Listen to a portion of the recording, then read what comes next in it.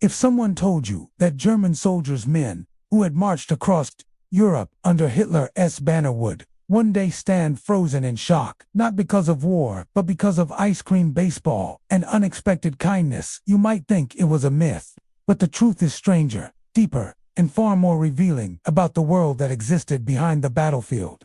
This is the astonishing, little-known story of how German POWs in American camps discovered a version of freedom inside captivity, and how this discovery shattered the propaganda that shaped their lives. Before we begin, make sure to watch till the end, because every moment of this story uncovers a truth more surprising than the last. And if you want more powerful hidden history stories like this, don't forget to visit the channel after this video.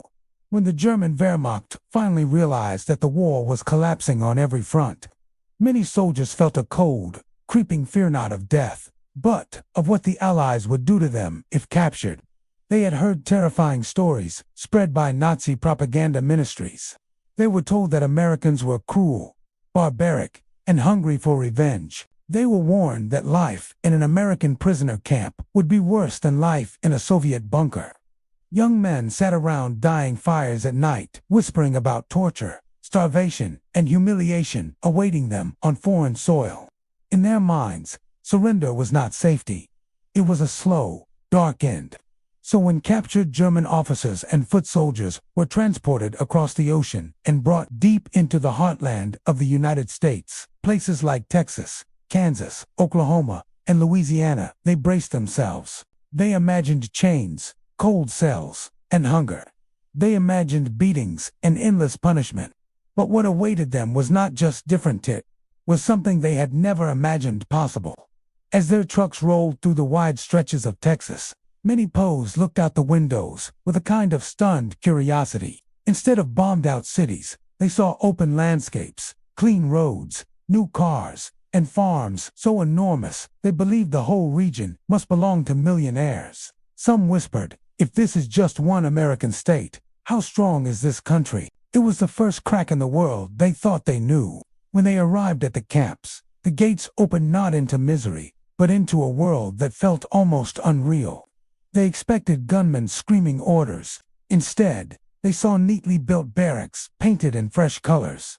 They expected starvation. Instead, they smelled warm bread coming from giant kitchens.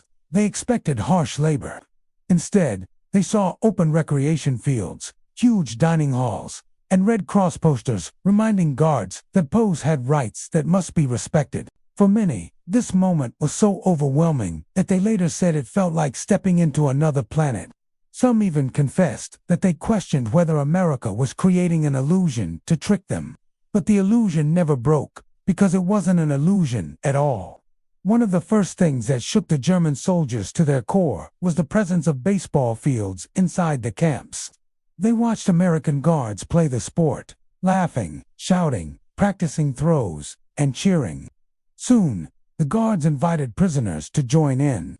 The Germans had never seen a game like baseball before. They were used to football and military drills, not a slow, strategic game played under the soft glow of sunset. At first, the POWs hesitated, but curiosity won.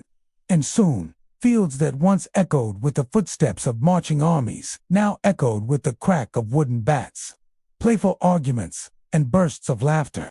Some camps even organized leagues where German teams played American teams. For many POWs, it was the first time they had shared joy with the people they had been told were monsters. Then came the orchestras.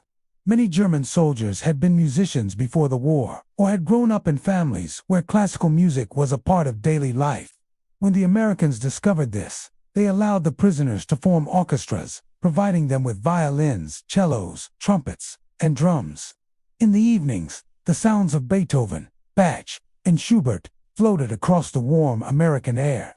Guards and prisoners sometimes stood shoulder to shoulder, listening together.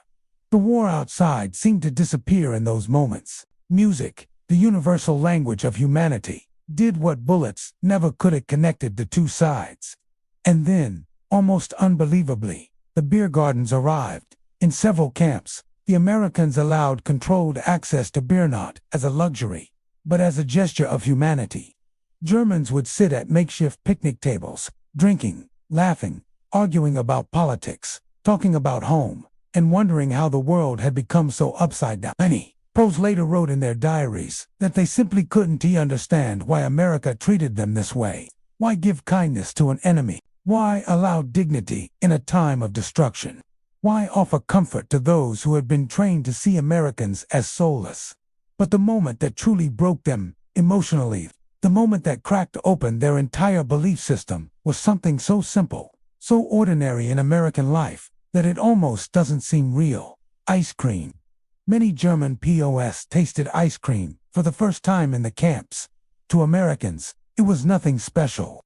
But to these soldiers, raised during years of scarcity, rationing, and war-driven poverty, the cold sweetness melting on their tongues felt like a treasure from another world. Some POWs cried silently as they ate it, overwhelmed by the realization that the enemy they feared lived in a level of abundance they never imagined existed. One soldier later wrote, "If a nation gives ice cream to its enemies, how powerful must its kindness be?" Slowly, the German soldiers began to understand that everything they had been told back home about cruelty, starvation, and American brutality had been lies carefully crafted to control them. Inside the American camps, they saw the truth for themselves. The guards treated them like human beings. They could write letters home. They were fed 3 full meals a day. They were allowed to work on nearby farms and were even paid for it. Many farmers loved hiring them because the POWs worked hard, were respectful, and tried to rebuild their dignity through labor. Some farmers' families even formed lifelong friendships with the prisoners. There are stories of German soldiers returning decades later to visit the very farms they once worked on during captivity. But what struck the POWs even harder than comfort was the freedom they witnessed in America. While they themselves were the enemy, even they were treated with rights. They saw black and white soldiers serving side by side in some camps. They saw women driving cars and running businesses in nearby towns. They saw ordinary Americans openly criticizing their own governments, something unimaginable under Hitler's regime. They saw a nation confident enough to allow dissent without fear. For many, it was the first time they truly understood what democracy meant, not as a word in a political speech, but as a living, breathing force. And with each passing week, their sense of awe grew. They began to whisper among themselves that Germany could never have defeated a nation like this, a nation not just powerful in weapons, but powerful in ideals, in abundance, in freedom, and in humanity. This realization haunted them. It forced them to ask questions they had buried for years. Why did they fight?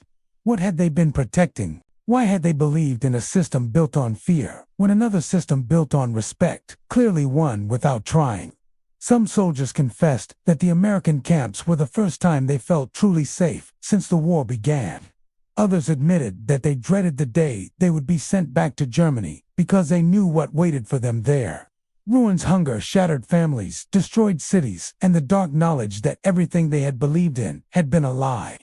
In America, they found a strange and unexpected peace, a peace their own homeland could no longer offer. Stories began spreading among the POWs, stories of guards who shared coffee during night shifts, stories of American cooks who gave extra bread to hungry prisoners, stories of farmers who secretly packed fresh fruit for them to take back to camp, stories of children who waved at them through fences, seeing them not as enemies but as people.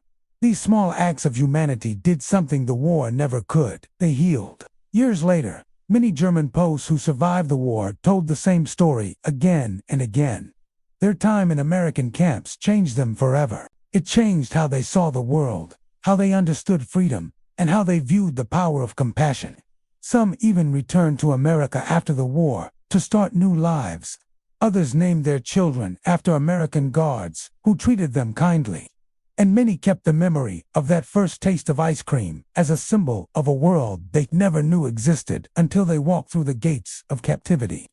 The truth buried in this forgotten chapter of history is that sometimes the greatest victory does not come from weapons or battles. Sometimes it comes from showing humanity when the world least expects it. America won hearts not through force, but through dignity. And for countless German POWs, That victory remained the most powerful lesson of their lives.